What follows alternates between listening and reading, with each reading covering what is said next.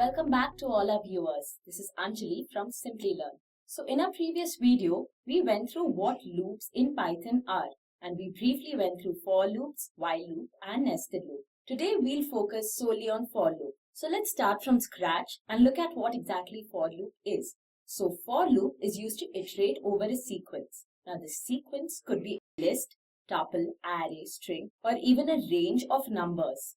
So if you have multiple elements stored consecutively, for loop is exactly what you need to access each of those elements. Now here is the syntax for loop. So first you have the keyword for followed by counter. Counter is just a variable which keeps track of the position of the element that you're accessing right now. And then you have the keyword in followed by sequence. Now sequence is basically the name of your list, your tuple, array, string, or even a range of integers, and then it's followed by colons, and in the very next line you can put down your statements which come within the for loop. So to better understand this, we have a series of demos which I'll be showing on PyCharm. So let's move on to that. So our first demo is a classic example of where you use for loop, that is to access the elements of a list. So first we'll create our list. I'll name my list X and it'll have the elements 1, 4.2 and the string Simplilearn. Now this particular list of ours has just 3 elements. So we could print the elements specifying their positions individually. Say x, 0, x, 1 and x of 2. So we could print the elements of our list specifying the indexes individually. So say x of 0, x of 1, x of 2. And if we run this code, save this and run it. As you see here, all the elements are printed correct. But what if our list had 100 elements? This would be quite a tedious approach then, wouldn't it? So here is where you use the for loop. With for, you can have a counter variable, which is I in my case, in, and this is the place where you enter your list name. So x colon, and I'll just say print of I. So what we are doing here is we have this variable I, which is a counter, and it will iterate over every element of x. So the first iteration I will hold the value 1, the second iteration I will hold the value 4.2, and the third it will hold the value Simplilearn.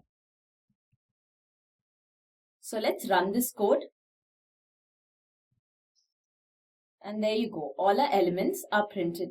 So this is a much simpler way to print the elements of your list. Now for can also be used to print every character in your string separately. So if x is just equal to Simplilearn, and we run this code once again, you see all the elements of your string are printed. Now if you want all of them to be printed together, that is in one line, in your print statement, just put end equal to braces and then run this code, and your entire string is printed here, but character by character. So we can debug this to see how it's printed. Just place a breaking point on your first line and debug sample. And I'll enlarge my console.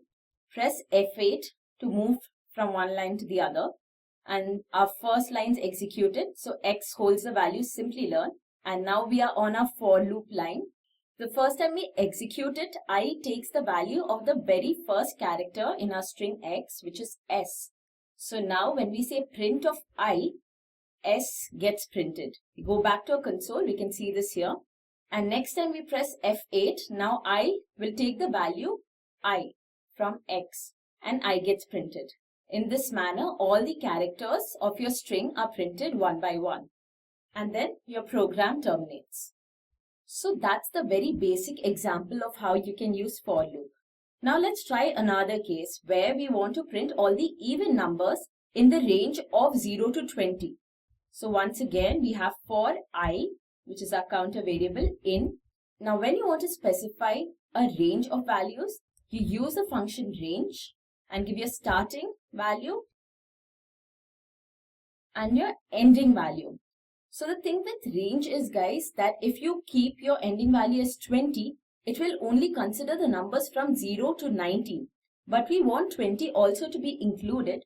So our ending value is 21 here. Put your colons. And let's just see what this prints first. So print of I, and we'll run this code. So here the for loop printed all the values from 0 up till 20. Now we want only the even values between 0 to 20 to be printed. One way of doing this is that you can check using an if statement if every value that is stored in I is a multiple of 2. Or you can simply modify this range function slightly and put comma 2. So here what this means is that every second element is only printed. So 0 will be printed, 1 would be skipped, and then 2 would be printed. Let's see that. Run it. So as you see here, in just 2 lines of code, we got all our even numbers between 0 to 20 printed. Now say we want to find the sum of all these even numbers. But this time, because we want to use a slightly different approach, we'll use the if statement to know if the value in I is even or not. So the first line would be about the same except you delete the 2 from the range.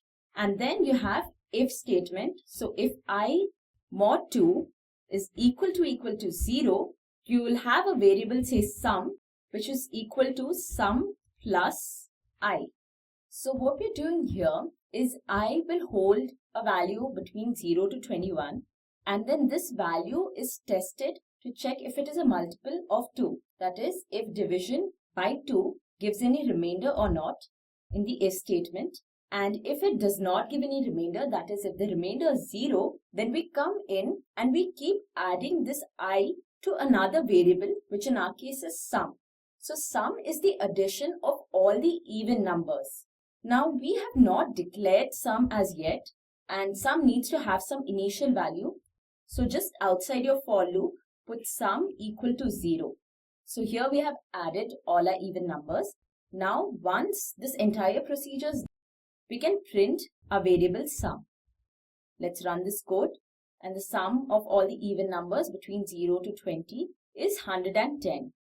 Now let's move on to our next demo where we'll be printing patterns. So patterns are a great way to implement for loops and also to sharpen your programming skills. In our previous video, we had a pattern with asterisk symbols. We printed an inverted triangle using asterisks. So here, this is the pattern we'll be printing with numbers. So for this particular program, we'll be taking input from the user specifying a number. So in this example, the number entered by the user would be 5.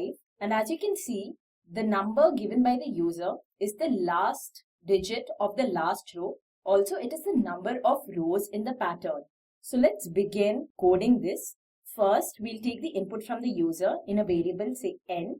So all the inputs given by the users always in string format. In case of Python, we need to convert this into int. So input, enter a number.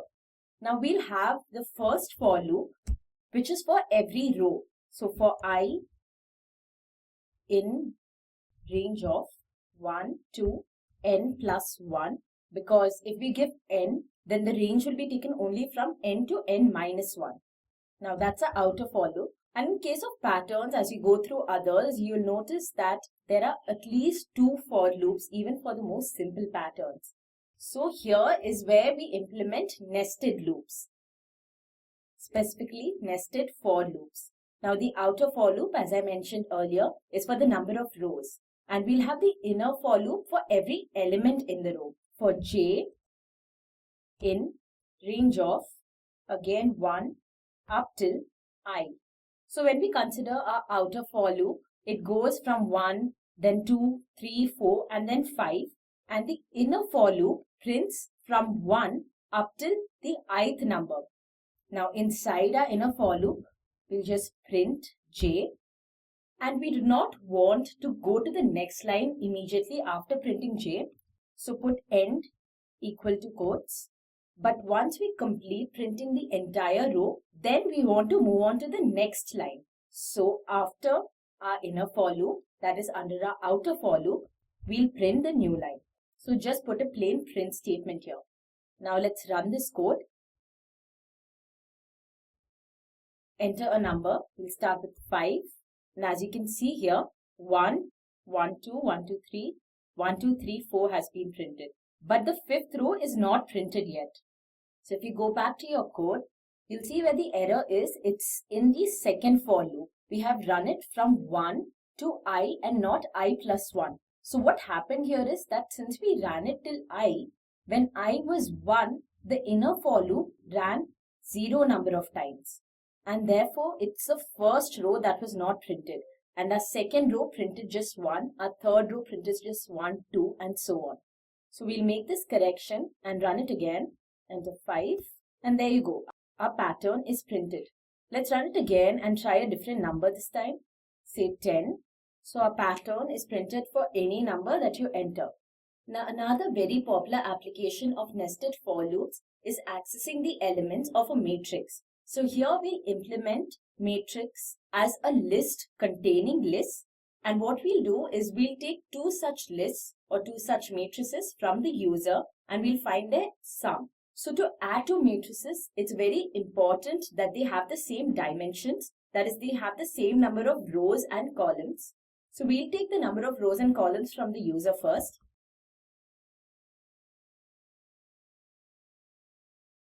And convert this to int. Next, take the number of columns, my variable C.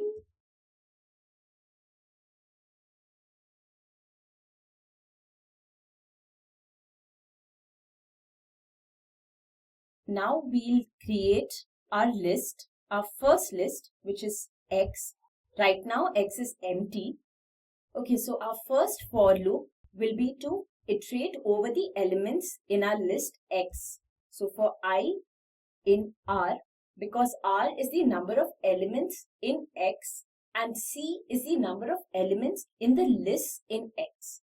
So for I in R, and now our inner for loop. So our outer for loop are for the lists in X, that is for the elements in X, and our inner for loop will be for the elements within those lists in X. So for J in C. So the approach we'll be taking is that we'll first create those individual lists within X and then we'll add that list to X. So let's name our inside list as val, and to add elements to a list, use the function insert. Now the element would be inserted in the jth position and the value for the element would be again taken from the user.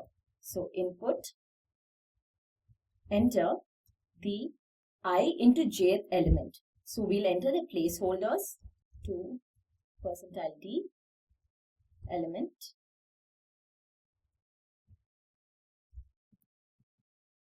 I comma j. So we haven't declared val yet. Let's do that. It's initially an empty list. So all the values within our list val would be inserted within the inner for loop. So once we are out of the inner for loop, our list val would be ready. So now we can add this list val to our list X. So outside here, put X dot insert at position I, the insert val. I'll explain this part once again. So our outer for loop for I in R, where R is the number of elements in X, that is the number of lists within our parent list X, would be counted in I, and our inner for loop, which is for the elements within our child list, would be counted in J, and inside our inner for loop, we'll take the input from the user and insert it into our temporary list val, and then once we exited the inner for loop, we'll add this list val to our parent list X. And we are done with taking the input for the first list. Now in the similar manner, we'll take the input for the second list too. We'll name our second list Y, which is initially empty. And you can just copy paste this code here. Change the X to Y, and that should do it. Now one thing we missed out here is clearing val. We don't necessarily have to do this because every time you go back to the inner for loop and you say input this value at the jth position of val, the previous value will be automatically overwritten, but still we'll clear it every time we exit the inner for loop. Okay, so we are done with taking the input for both our lists containing lists, and now we move on to the part where we find their sum. So first we create a variable sum which will be an empty list. Now this list will hold the added values from the other two lists. So again, for accessing the elements of a list containing lists, we need nested for loops. So for I in R once again, and for J in C. So just like when we took input, when we are finding the sum 2, we'll first add the elements of the child list. So say find the sum of the first list within X and the first list within Y. And once we find the sum of these two lists, we'll put that into our parent list sum. So we'll use val again for our temporary list, and val.insert at the jth position the sum of the elements in the jth position of our ith list in X and Y. So X of I, J plus Y of I, J. And once we come out of the inner for loop, that means our val list is complete. We can add this list to our parent list sum. So sum dot insert at the ith position, insert val. And every time we exit the inner for loop, we'll also clear val. And that's how you take two lists of lists from the user, find their sum, and finally print it. So just print sum. Let's run this code. Enter the number of rows. Let's start with 2. Number of columns 2. Okay, so we have an error here for I in R. So the error here is R is an integer, and when we want to iterate over a range of numbers, we need to specify the function range. So range of and the indices in lists or matrices start from 0. So 0 up to R. In the similar way, let's make this correction for all our for loops. 0 to C and here too.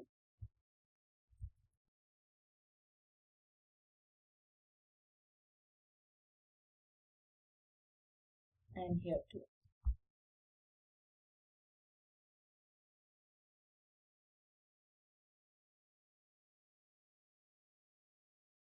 Okay, let's run the program once again.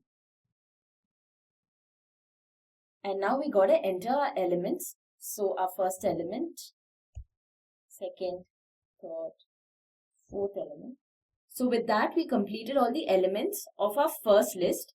0th element is the first element in your first list of X. 1 is the second element in your first list.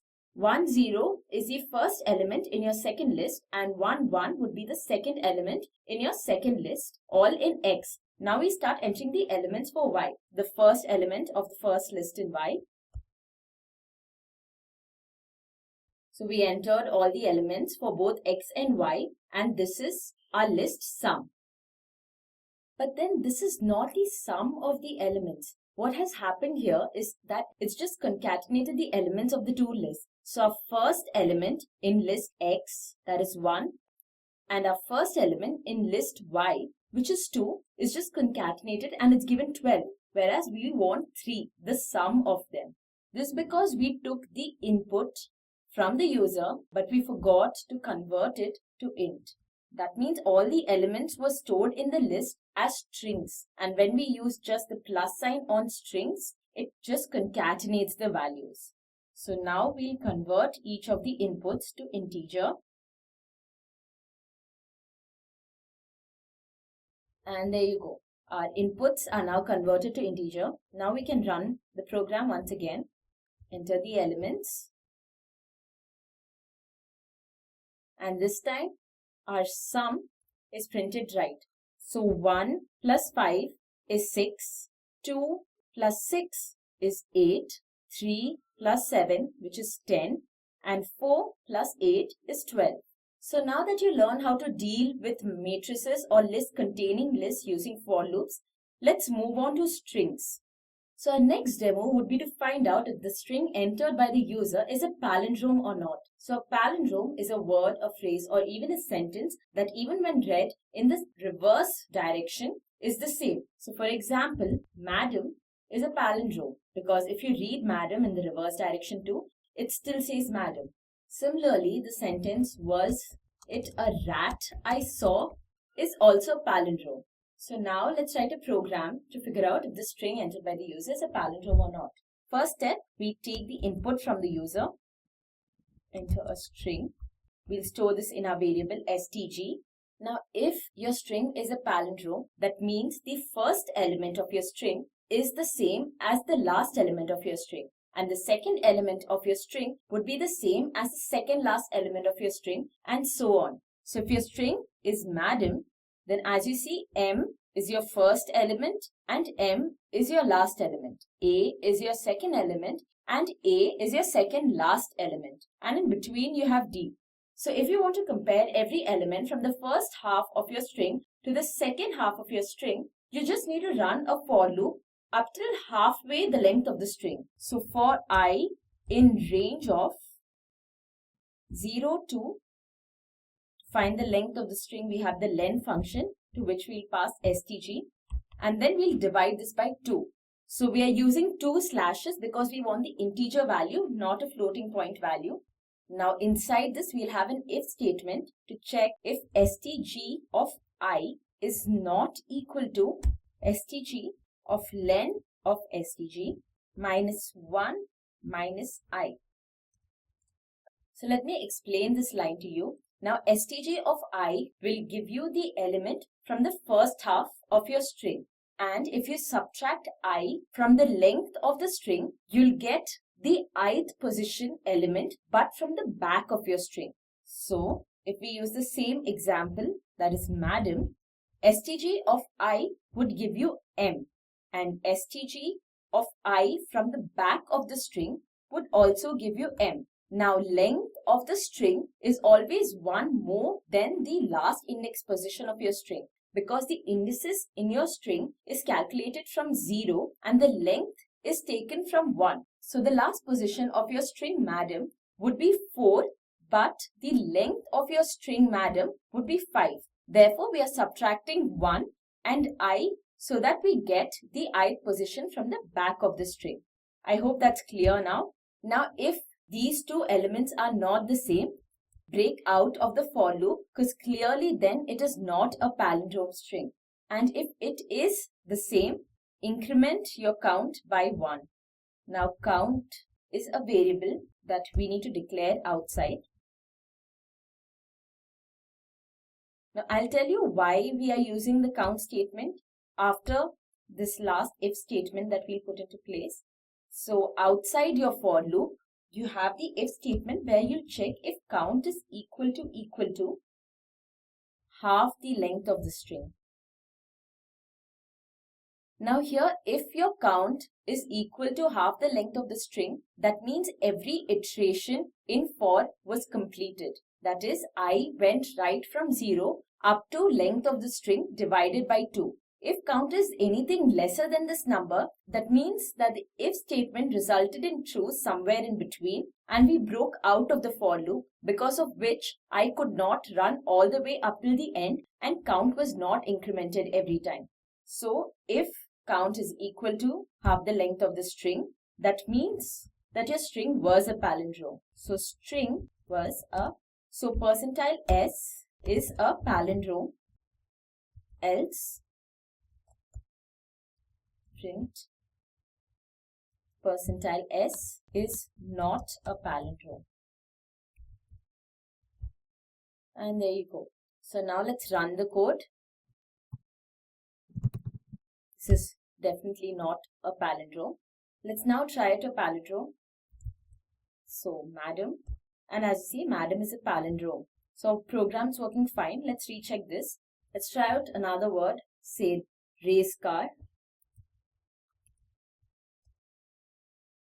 And yes, race car is also a palindrome. So with that, we also learned how to use for loops in taking care of strings. We found out if a string is a palindrome or not. So there are many other applications of for loop. You can practice a few more.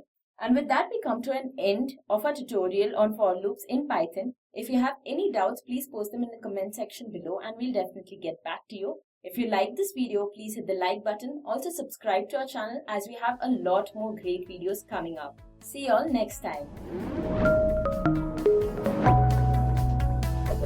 Hi there, if you like this video, subscribe to the Simplilearn YouTube channel and click here to watch similar videos. To nerd up and get certified, click here.